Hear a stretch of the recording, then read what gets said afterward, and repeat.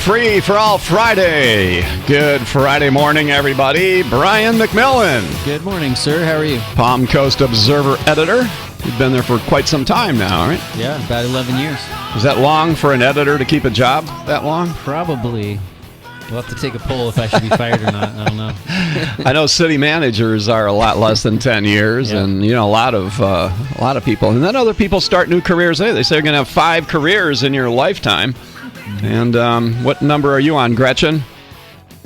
Let's see. Probably 3.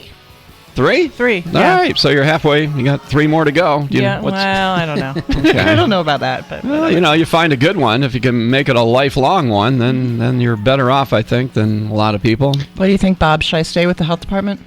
I think you should. There was a tiny hesitation there. This program is being recorded. Yeah, I think you should.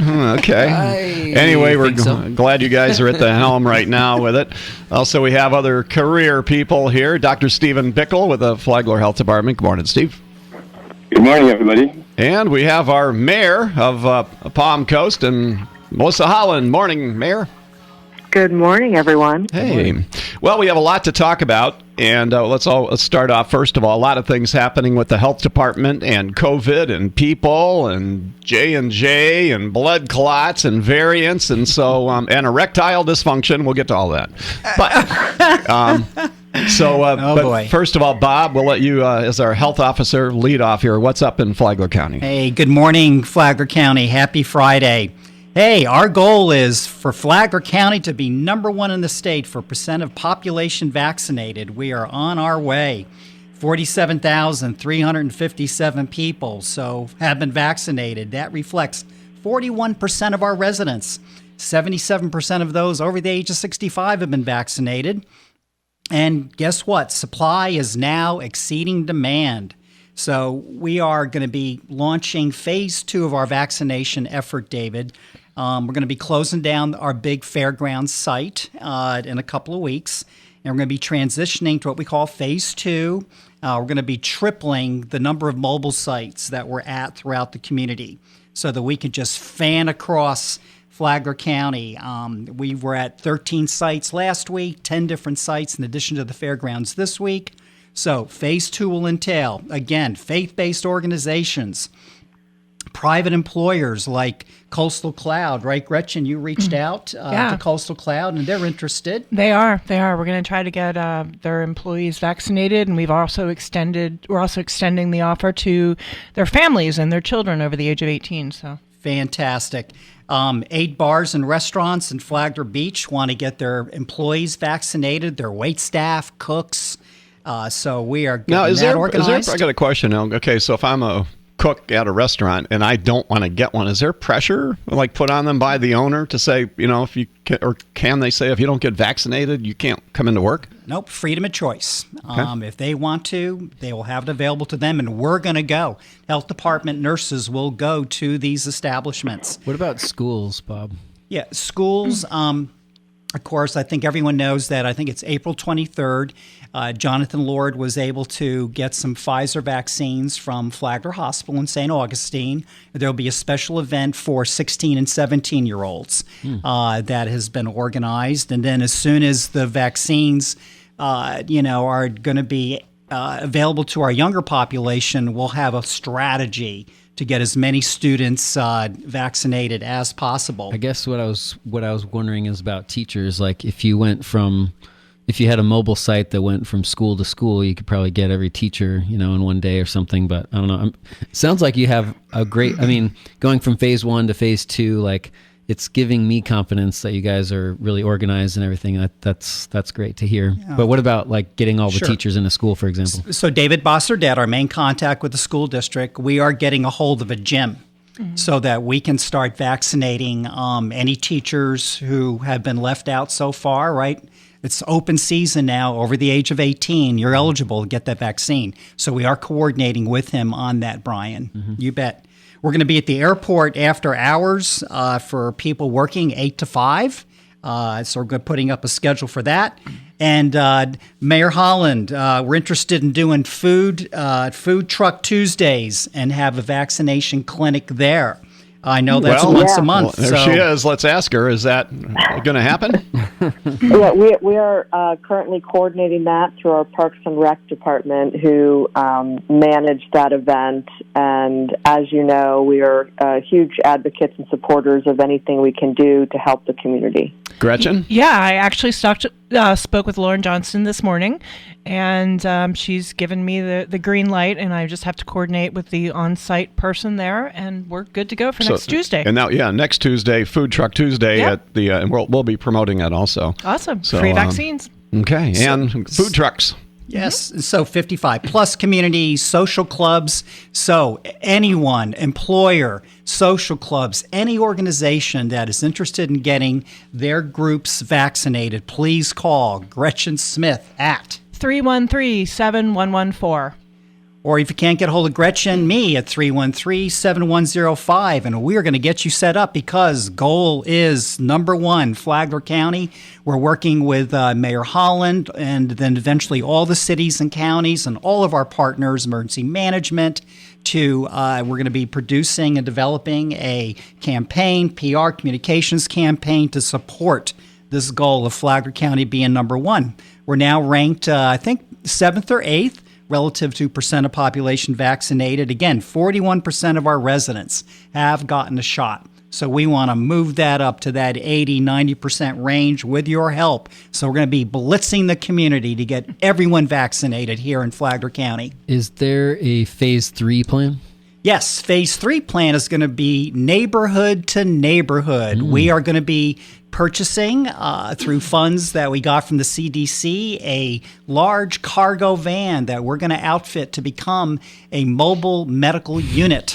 And so You're going to play the ice cream music as you go Oh, down? we're going to play happy music. Here we come. They'll Get your hear shots. us. They'll Free hear shots, us. everyone. Yes. Shots for shots. And the kids will be we can't do so disappointed when they run out to the truck and there's no Smurf ice cream bar. Yeah, no. But how about we'll have candy or something? We will have treats available for everyone. Okay. So I don't know neighborhood about to a van. neighborhood. A van giving out treats, no. So that's Is there a phase 4? 3. Go inside everyone's house? No phase 4, Brian, but phase 3 will be we'll be blitzing each of our communities neighborhood to neighborhood. All right, phase 4, This is Bob and Gretchen. What is the trigger for going from phase 2 to phase 3? Just, if we want to spend at least the next 2 to 3 months on phase 3 and Phase 2? Yeah, phase 2. I mean, we want to be able to catch everyone that we can. And like for phase 2, if it's 10 people here and there, 8, 9, 50 here, 25 there, it is okay. It's all going to add up. All right, Dr. Bickle, as we're, Bob's enthusiasm, and a lot of people are, and other people going, J&J, we have, actually, Melissa, you were, did you get your vaccine, or what's up with you? Yes, I had scheduled for the 19th to have it at a local pharmacy, and it was the J&J shot, which originally was recommended for me to get, and got a text message that it's currently on hold. So I think I'm not clear on, there's no rescheduling follow-up message. It was just a text message from them and a call from them saying currently being put on hold. We'll update you with further information. So I think I'm in limbo. So, are you? Well, are you in limbo also? Are you hesitant to get it when they say you can because of what you heard? What's your thoughts of what you've heard about the J&J? Yeah, no, I'm not hesitant at all. I was looking forward to getting vaccinated. I wanted to make sure I followed the governor's phased approach through the senior group first, and following. I'm not 50, so I didn't want to jump the line. But once the governor opened it up to an additional population age group, I signed up immediately. Really was anticipating getting it done, being able to be outside and amongst other people sooner rather than later. And I'm hopeful that most of our residents are feeling that way. Dr. Bickle, you have nothing to fear but fear itself. Tell us about your opinion of the J&J and the blood clots. It's kind of a lot to unpack here, but basically it looks to me like it's probably real and not just kind of a statistical thing that's been found from, so many millions of people being vaccinated, because it's a very unusual type of blood clotting that you just don't see in the general population. So it's probably real. It's looking like 1 in a million cases right now, so extremely rare, but pretty dangerous. They're taking their time reviewing the thing, making sure other cases haven't been missed.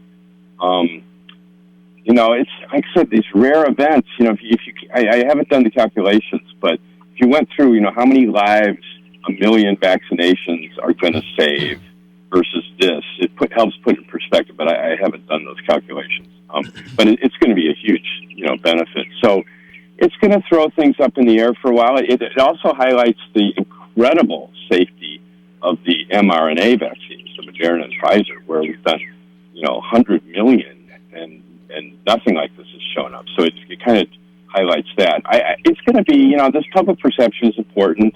There'll probably be people that we're leaning toward the J&J for convenience and the lower risk of, just immediate reactions that might switch over to Moderna, which I would, encourage them to consider.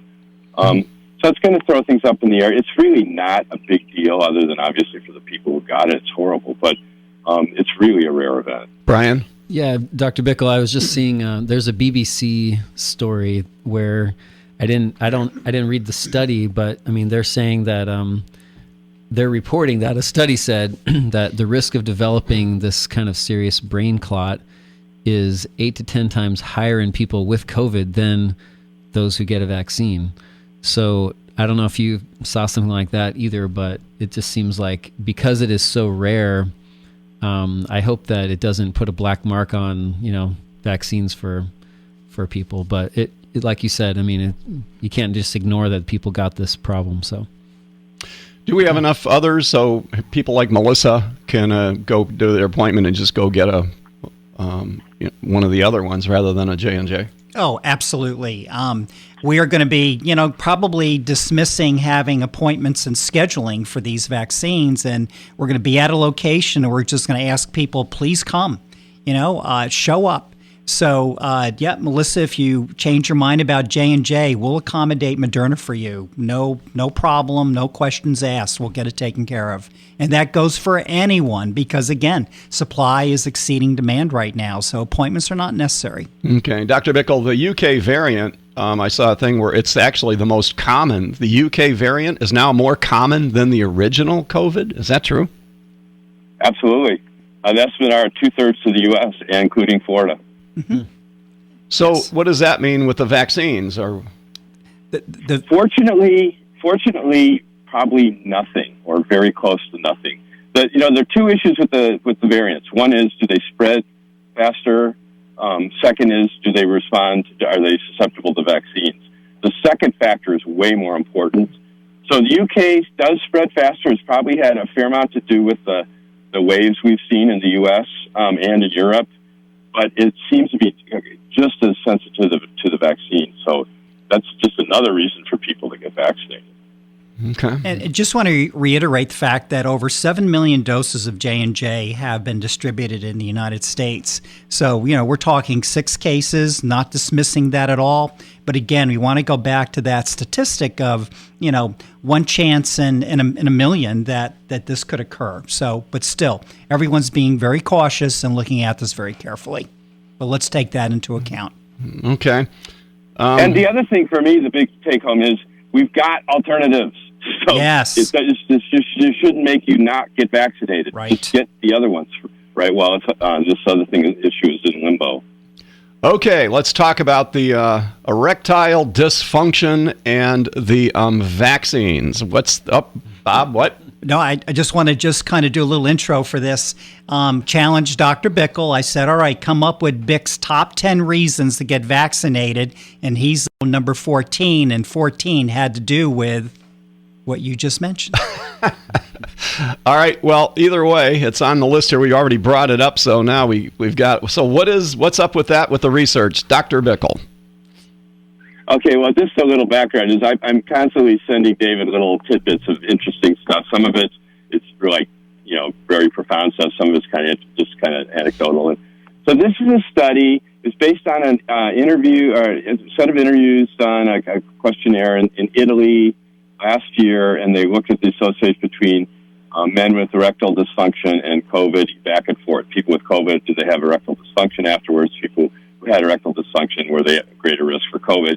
And it's not a crazy idea because the ACE2 receptors where the virus binds are in the vessels, which is why they have some of these strange interactions. And so, there's some biological plausibility that we call it. And they found an association both ways. And then they went on to speculate for about 3 pages of all the possible reasons, and that's just pretty much speculation. But it definitely could be. I think there was some little group in Italy that was promoting that said mask up to keep it up or something. But the idea was, we all have different motivations to get vaccinated, and whatever one is important to you, this is good for your health. And the other thing with erectile dysfunction is it's kind of a marker for physical health. So it does kind of support, that COVID affects physical health in many ways. Your cardiovascular system, your respiratory system, so it makes sense. I think it goes also to this other issue of that people have kind of dismissed, which is there are a lot of people with long haul COVID, a lot. And so it's not something, even if you're younger, you want to dismiss, I'll get this infection, no big deal, I won't be hospitalized and I'll be fine. Well, there are a lot of people who have had it and didn't get in the hospital, and they're not fine. So it's just another reason to, one of the 14 to get vaccinated. All right, one more. Go ahead, and then I've got a text from a listener that would be good to end the segment with, I guess. Steve, just real quick, what percent have we heard of folks who are the long haulers? Is it something like 25 to 30%? Yeah, it depends on the sampling, but yeah. And the other thing is not necessarily people who had the most severe disease. Lots of people, even asymptomatic, and then got it. So it seems it may be kind of a different mechanism. It's a lot. There's a lot of people out there. Sylvia says, since I've gotten both of my vaccines, I've noticed more hair growing on my back. Maybe, but actually, just remind me one more thing. Who knows? Maybe, but there's not. I can't think Gretchen, of a mechanism. Turn around. Let me see. No, I can't even think of a mechanism how that could happen. But one of the things that reminded me of is that there are a number of reports now that people vaccinated, a decent set of them got better from their long COVID. People who've had COVID, had long hauler syndrome, got vaccinated, and within a month or two were substantially better, maybe 25%. So that's another kind of exciting thing. It's that maybe somehow it tweaks the immune system and shifts things around so they don't have whatever else was causing that. Okay. All right. Very good. Let's see, we're going to take a break, and we'll be back. We'll be talking with State Representative Paul Renner, and also we've got in the studio Gretchen Smith and Bob Snyder, and we have our editor of the Palm Coast Observer, Brian McMillan, and just coming in from Douglas Properties, Walker Douglas, and Mayor Melissa Holland. We'll all be back here for you, all crammed into your car right after this.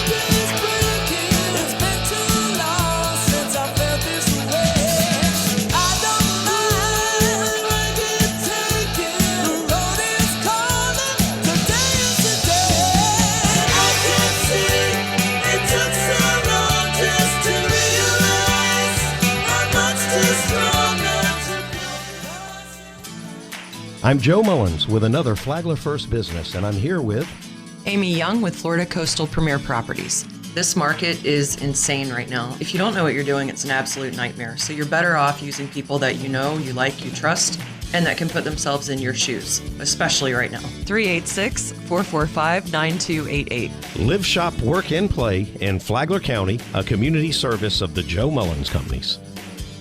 Is your kitchen overdue for a redo? Bella Costa Cabinetry is the area's #1 craft-made dealer. We are local, family-owned, and serving Flagler County and surrounding areas for over 15 years. We walk you through every step, from design to installation, so your finished project is 100% you. Whether a new home or remodel, we can do anything with craft-made cabinetry. While the kitchen is the heart of the home, cabinets are not just for the kitchen. Visit our website at bellacostacabinetry.com, come into our showroom, or give us a call, 437-1915.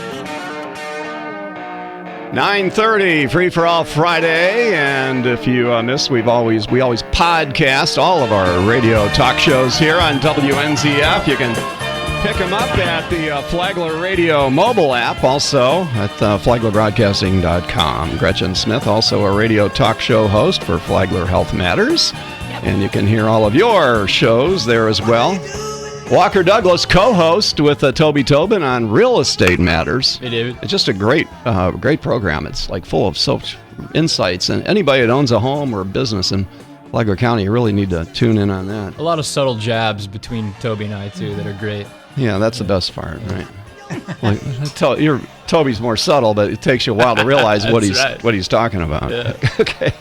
And we got Brian McMillan, and Mayor Holland is on with us right now. And now we go live to Tallahassee, I think, with our state representative, Paul Renner, very busy with things in session and all kinds of paperwork flying around. Good morning, Paul. Good morning. How's everybody doing? Okay. We're great. Appreciate you working hard for us over there. A lot of bills and being passed, and they're making the news, and there's a lot of things we don't know about. That's why we like having Paul Renner on, and also Melissa Holland on the phone with us here. So this is it. We got so give us kind of an update, and then we've got some questions for you. So if you can kind of be our reporter and overview, Paul, take it away. Yeah. Well, I think the biggest thing that's happening as soon as today, as soon as this weekend, is the budget. So Florida, thankfully, has in its constitution a requirement for a balanced budget, unlike the federal government, so we can only spend what comes in. And so we're starting that process, and it starts, obviously, the House and Senate come up with their respective budgets, and then you've got to agree on a matching number in healthcare and education and criminal justice and all these areas. So that process has been taking place where the parties say, okay, this is the total we'll spend in each of these categories, and then they start working through those categories in what's called budget conference. And so we'll go back and forth, and every little line item in the budget's got to match at the end. And then we come back together, and we have to have the budget sit, as they say, on the table for 3 days for people to be able to look at it, debate it, talk about it, make any amendments before we vote it out and send it to the governor. And our budgets run from July 1st to June 30th. So we're in a current budget year now, and we'll start a new one July 1. We obviously have had COVID, which created with the government-ordered shutdown of the economy, has caused a significant drop in revenues. However, because of the way we have balanced preserving the economy with fighting the virus, Florida is in a much, much better place than other states. Regrettably, what the federal government did with that is they rewarded the states that dramatically shut down and took more extreme measures and have really done major damage to their economy, so they have high unemployment, and rewarded those states with far more federal money than those states that have a relatively lower unemployment rate like Florida, who, in my mind, did the right thing on both fronts. So we have gotten federal money. As I say, we've gotten more than we need and less than we deserve relative to other states. So New York, I think, has gotten multiple times more money in the tens of billions of dollars than Florida, which is bigger than the state of New York. So it's rewarded a lot of those states that have taken a different approach to COVID, one that's really done major damage to their economies. So we have those federal monies, which we're talking about where that money may go. And again, we try to do things responsibly here. We had to draw down some reserves. We want to replenish. The House budget replenishes our reserves. So we're back in a good posture for rainy days like hurricanes and things of that nature. And also look at smart infrastructure investments that we can make that are long-term things. The last thing you want to do with, the federal government sending you a bunch of printed money is to spend it on new positions, new programs, things of that nature. And so we're going to try to be smart about where we put that money so it invests in, environmental infrastructure, that type of thing, roads and buildings that are in need of repair. And so that process is ramping up and will continue through the very end of session, which is scheduled for April 30th. And in the meantime, we're continuing to run policy bills that have to either pass or they fail when the proverbial handkerchief drops. That's the day, that's kind of that symbolic time when we run out of time in our 60-day session, and whatever's not passed is dead for the year. It's got to be brought back next year. And so many are called and few are chosen. About 2,000 bills or so can get filed, about 200 or so, plus or minus, get passed and sent to the governor.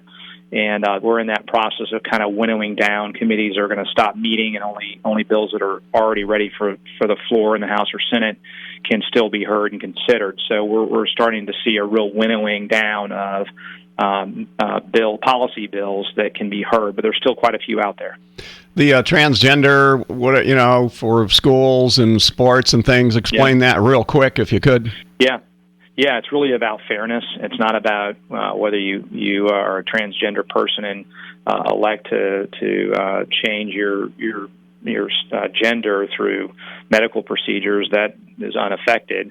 What it is about is the fairness to young women who have worked hard to compete, become champions in their respective sports, only to have someone who is a biological male transitioning in part or in whole come in and compete against them. And we heard, data about how one of the champion track runners in female sports who holds more medals than Usain Bolt would still be beaten by as many as 300 high school men in track. And so there's just biological differences, and it's manifestly unfair for men to be competing in women's sports.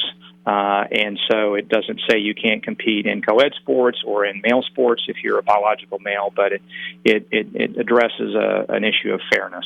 How many people does that actually affect?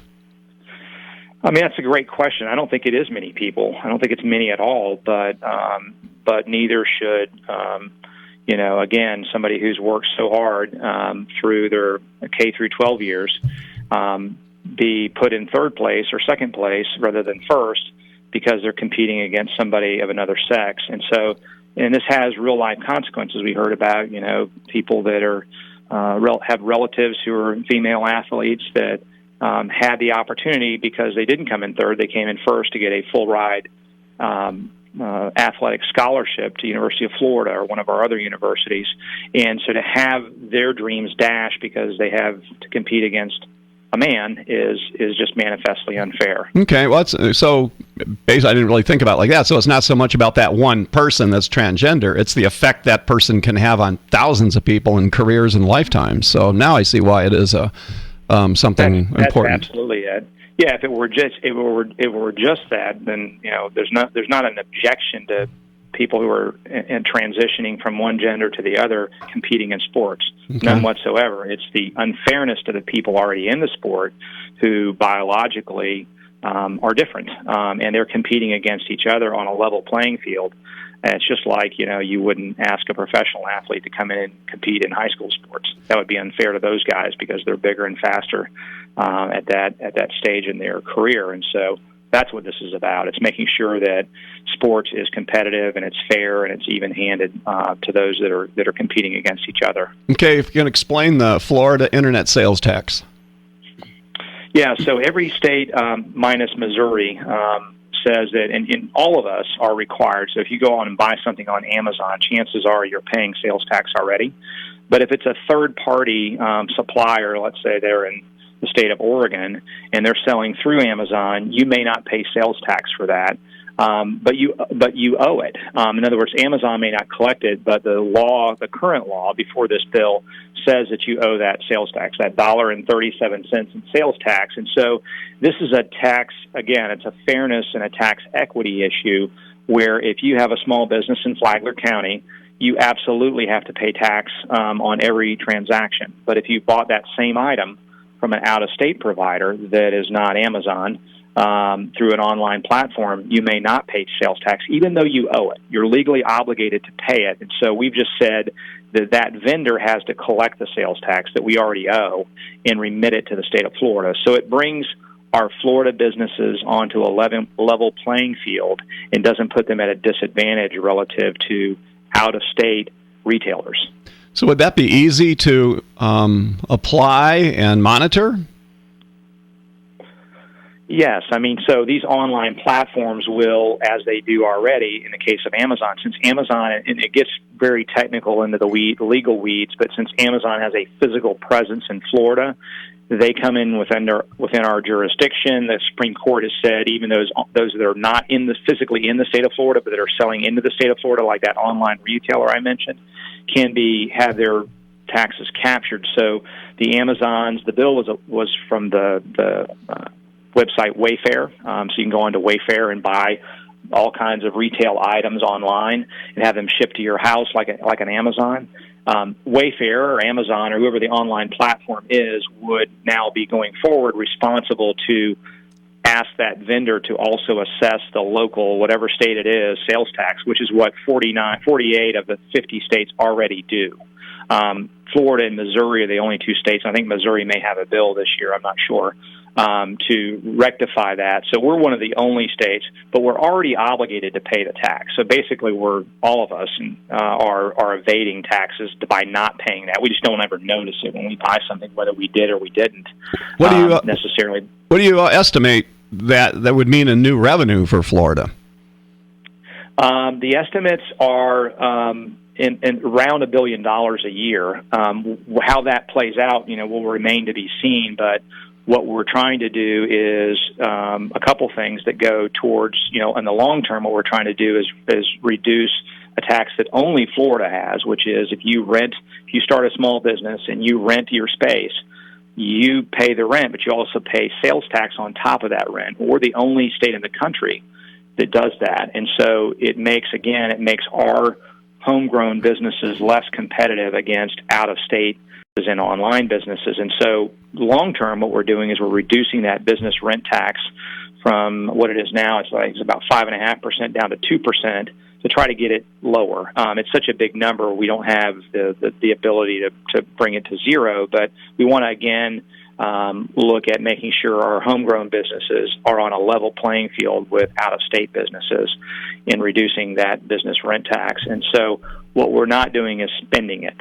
In the short term, what we're doing is, as a lot of and we had, Burger Brothers on, I've talked to, the folks over at Oceanside who, thanks to the federal government, can't get people to come to work because they're being paid more to stay at home, which is a real problem.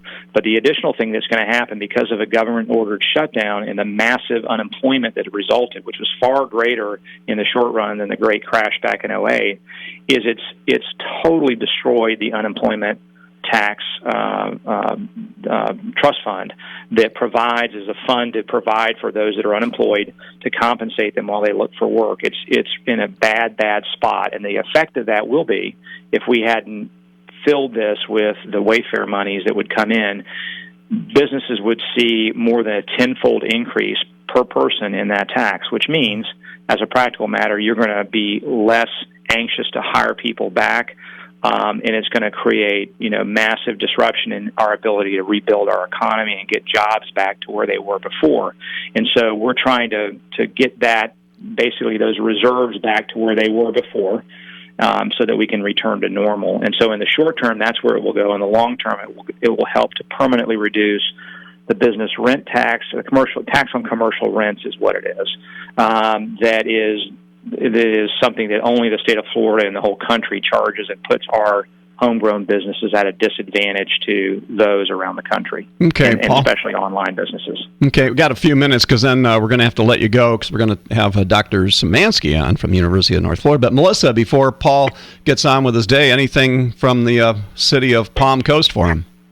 Yeah, just, thank you so much, Representative Brenner. I know how hard you work every legislative session to ensure the equitability across the state. And so this sales tax, to me, is incredibly important when you even think of the local option. As you know, the city of Palm Coast has a long-standing policy where the sales tax that we generate that is remitted directly from the state of Florida, we reapply those funds and reinvest in our community, whether it be through amenities or infrastructure projects. So I'm incredibly grateful for your hard work as well as your colleagues in Tallahassee. I think this is going to be of great benefit and add, as you mentioned, that fair and balanced approach. Our small business community deserves this. They have been the ones that sustained us through the worst economic times in the history of Palm Coast. So very, very grateful, looking forward to seeing the opportunities that this affords us, and keep doing great things. Thanks, Mayor, and appreciate all you're doing. We've made great progress thanks to your leadership on two major, universities coming to Palm Coast, and I'm very excited about that and what the future holds, and certainly with the Brunswick boat manufacturer coming into town. I mean, the arrows are all up for Flagler County. I'm excited about our future, and thanks for all you do to make that happen.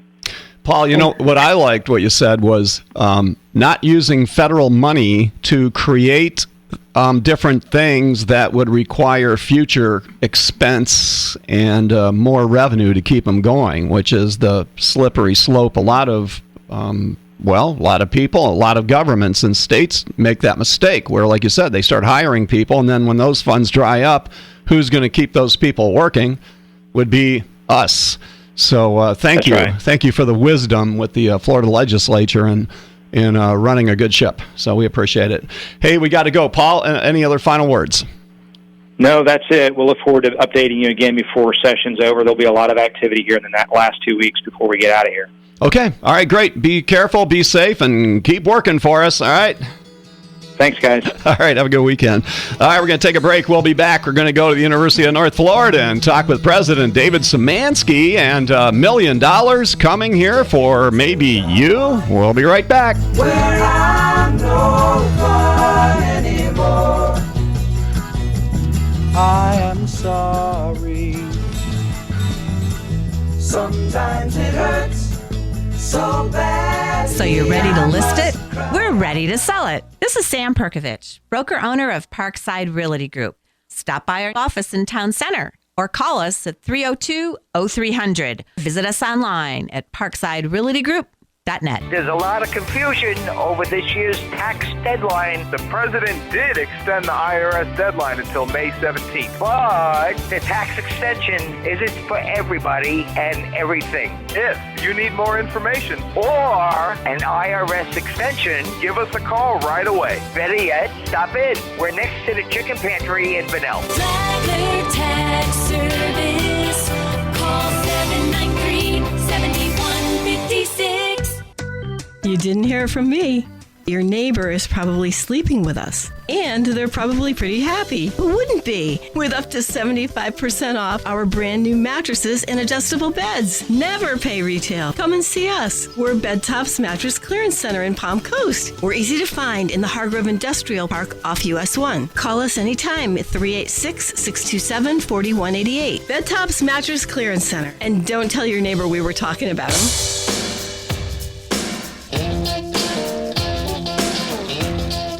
9:47, good Friday morning.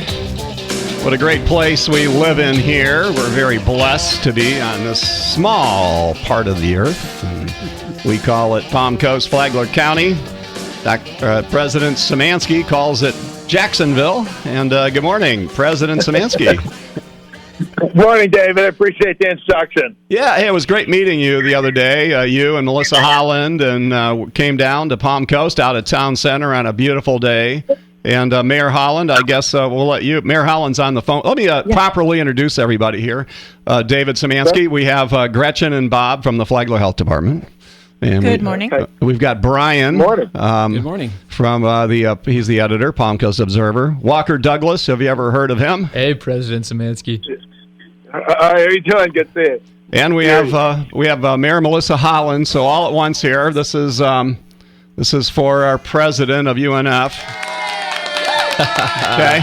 All right. See, I don't think you realize the impact you have here in Palm Coast. It's sounds like a very vibrant and excited crowd. I appreciate that. All right, so Mayor Holland, go ahead and tell us, why was President Szymanski in town this week? Yeah, we're obviously continue to be very excited about this partnership that has been formed through the University of North Florida. MedNexus is geared to be a regional opportunity, not only for our students here locally, but to take advantage of the vast array of healthcare systems we have within the region. And so what we could not be more excited about was President Szymanski delivering some exciting news that advances this progress even further, and that's to contribute, the $1 million in local scholarships to students that are looking to get into the career of healthcare. What's great also about this opportunity is, Advent Health obviously has been extraordinarily engaged in this process. I was on a call with Wally Diaquino yesterday, and we were talking about how the 50 cohorts that were also announced at this great event the other day, that will allow those clinical rotations and training to graduate the actual students, not only in our local hospital in Palm Coast, and then obviously the announcement of a secondary hospital, but also close proximity to their Volusia County hospitals, which are 5 of them. So David Otati's been very closely involved and engaged, very excited as well about these announcements, and as well as the school district.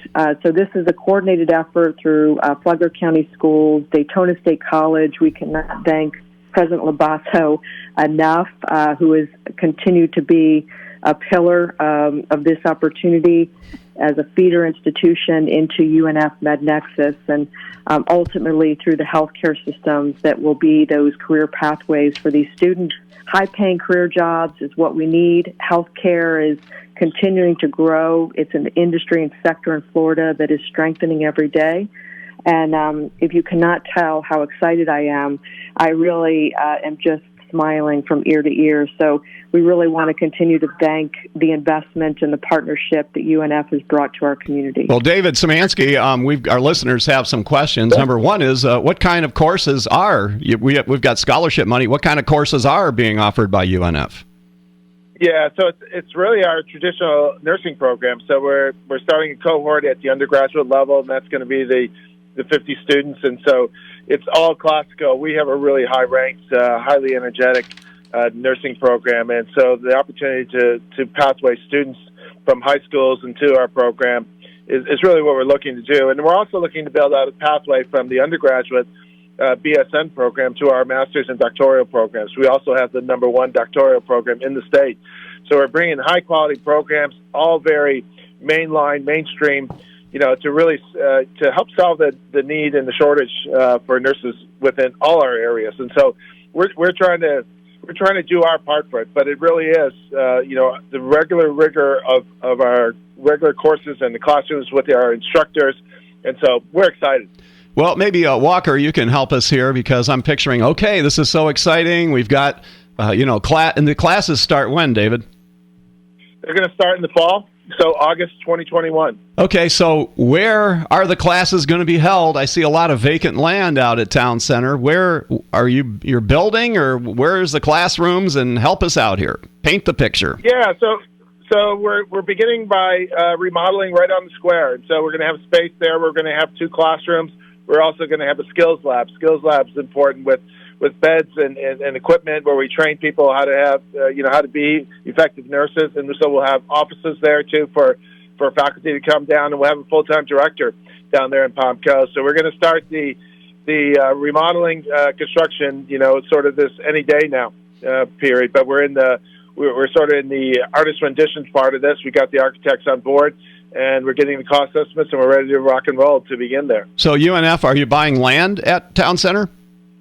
No, we're actually just using the existing facilities there, and we're going to be renting them through through the city and through Douglas Properties. Okay. I mean, so we're going to need more buildings out there, though, right, Walker, with the demand? That's the plan, David. I mean, between all the commercial upcoming as well, the idea obviously is to have sort of a bigger presence at some point with UNF and then Jacksonville University. We've got players that compete on the national level. Dr. Szymanski, I mean, this program is going to deliver folks all over the country, ideally regionally, because we need the services here. But we're imagining there's going to be sort of a larger footprint at some point in town center with the university.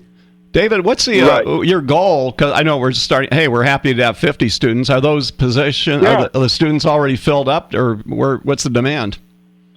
Yeah, our demand is huge.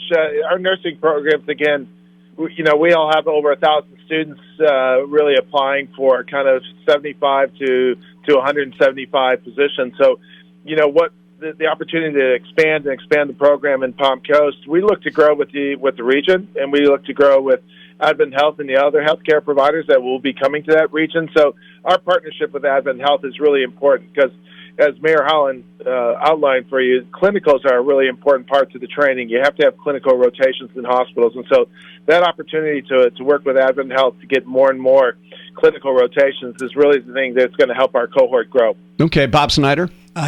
David, Bob Snyder here with the Health Department. As a former hospital administrator, I want to ask, besides nursing, are there future plans for respiratory therapy, laboratory technology?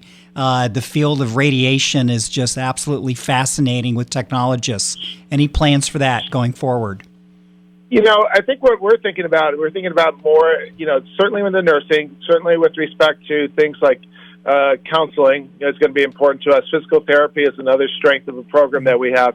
And we're also thinking about is how can we help nurses specialize in some of the areas that you're talking about. So, they're not degrees that we currently offer. We don't currently offer tech degrees. I think there's institutions, Daytona State would be one of the institutions that would specialize in that. But how can we provide the add-ons that will allow people to be, excellent in what they do in areas of need, which can be remote health, can be oncology, can be pediatrics, and so on, that'll, really serve our area well. Brian McMillan. Yeah, hi, President Szymanski with the Observer. Hi, Brian. So when I remember meeting you when you came down several months ago with one of the signatures with the DSC and everybody, and we've been publishing these renderings, of like a really impressive large facility. If we're starting by remodeling in town center, how far in the future do you feel like it would be until we do build that building? We also reported on the $6 million from the state and recurring funds, and sure. There was a lot of debate, a lot of discussion about how big of a victory it was to get that $6 million. So when do you feel like that would happen? Yeah, so it's a more complicated issue in terms of building out, but we're looking to get started really quickly and then continue to work with the city and partner and think about facilities and think about next steps and think about where funding can come from because funding is relatively limited now in the state for building, and so we're making sure that we work this through. But we'd love to continue to grow and continue to have those discussions and figure out, in the next couple of years, how can we continue to grow out the facilities. I think our real goal right now is to make sure we're starting this program as soon as possible, and so that's why the remodeling of existing facilities allow us to really get up and going by August, and that's a key for us. And we want to make sure that we're fulfilling our commitment and, doing a really phenomenal job down in Palm Coast. So just to be clear, with the $6 million, is that not enough to start, on that facility, or how much do you think that it would take to build the facility in town center?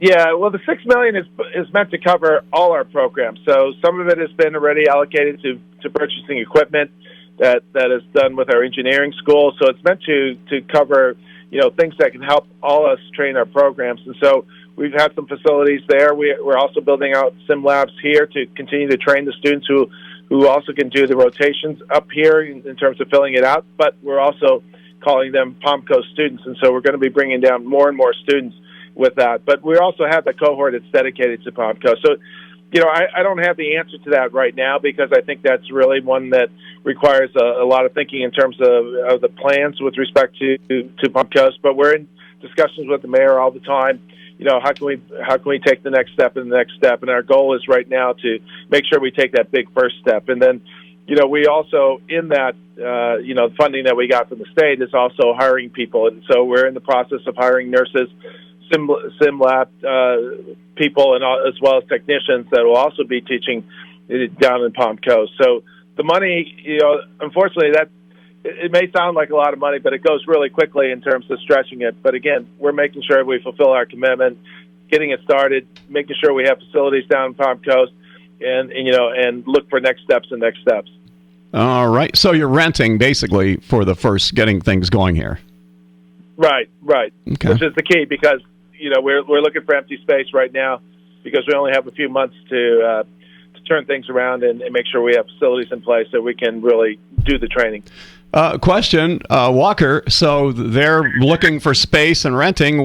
Is there opportunity for somebody to build and rent out for classrooms? Oh, we got an idea for Prez where UNF can go. We got it taken care of, I think. All right. Well, I like to hear that, Walker. So we're in those discussions. They're all great discussions right now, but to put a shovel in the ground and to build things out takes a little bit of time. So we're looking to the future and really working and partnering and figuring out how can we do that. What can facilities look like? We're also partnering with Advent Health to build out a sim lab, which is important to us. So we're looking forward to the partnerships and what may transpire in the future. But we got great colleagues down in Palm Coast, and that, and it's great people and a great leadership with the mayor and Representative Brenner and Senator Hudson and Walker, and so we're ready to rock and roll. All right, very good. Well, I think it's important that we kind of keep, the story telling because there's a lot happening, and as long as we keep, we'd like to have you back from time to time, David, and kind of give us the updates. And so if somebody hearing this says, hey, I would sure like to find out more about these classes, where can they find out more about what's being offered and getting a piece of that $1 million? Sure. You just go to our website, but you can talk to our head of nursing, which is Cynthia Cummings. And so they're already accepting applications. It's part of our, we're an academic institution, applications are coming in, but, we've been allocating scholarship dollars and reach out to her and she'll sure be glad to get back to you. All right. President David Szymanski, thanks so much for being with us. I know you're busy. Have a great weekend and look forward to continuing the discussion from time to time. And we obviously we're thrilled. You heard the round of applause. So I'm looking forward to it. I appreciate it, David. And I really appreciate all the support we've gotten from Palm Coast, from Mayor Holland to the council people, to Senator Hudson and Representative Brenner. This is an important first step for us. But as I said, we're looking to grow with the community. And so the more that happens down there, we're there for you. All right, very good. Thanks a lot. Appreciate it. That's President David Szymanski, University of North Florida. So Walker, Melissa, we got you guys here. We let him go. But so what is happening at Town Center? What is being built? What's not being built? Right now, we've got, if you're not familiar with Paytas Homes, go check out Hidden Lakes right there on Old Kings Road. They're going to have homes that they're very similar to what's going on in there. I think they're almost all the way built out in Hidden Lakes. And so Paytas said, well, we need more runway. We're selling through these things. Really good looking houses. They're doing 209 lots. Those are underway right now. They'll probably have homes available to sell, I'd imagine, Q1 of 2022. Toll Brothers on the other side of Town Center near the tennis center where Publix is, they're coming out of the ground with 160 homes. Having Toll Brothers is like having a national stamp of approval on Town Center, basically, right, Mayor Holland? Yeah, that's correct. Very high quality builder, and frankly, you're right. We hear stories that folks from Northeast that retired down here or even still working, that they always remember their Toll Brothers homes. So we're excited about this opportunity again to continue to further grow Town Center out, take advantage of all these different opportunities that are coming to us.